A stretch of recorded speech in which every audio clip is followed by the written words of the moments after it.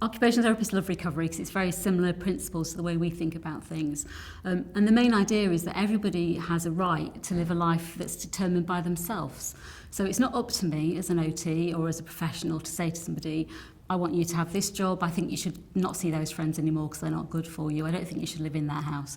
It's up to me to work with that person about what they want their life to look like. And a lot of that is about the person feeling like they have a right to say, I want these things. Recovery is not about not having symptoms. I think it's really important to understand that. Lots of people will have symptoms for their whole lives. They may well hear voices, they may have times when they feel quite depressed. It's about saying, within the limits of my illness, I can have all of these things. And sometimes I'll feel worse than others, but that doesn't make me an ill person. So a lot of it is about self-management. It's about working with somebody to say, okay, when you may be getting a bit less well, when you may be feeling a bit more sad than usual, or when the symptoms are worse than usual, what are the things you can do to manage that? What help have you got? How can you get through a day and feel at the end of it like, actually, I've done quite well there?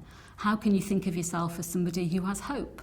I think often people with mental health problems don't feel very hopeful. They feel like nobody expects them to get better, that their families feel worried about them all the time. And sometimes as professionals, we have to hold the hope for people. We have to say, I know you don't feel like it, but one day you will feel different to this. You will feel better. And I think it's incumbent on all of us to do that. And I think we're sometimes not hopeful enough. And we need to really raise our aspirations for people, because to help them raise them themselves.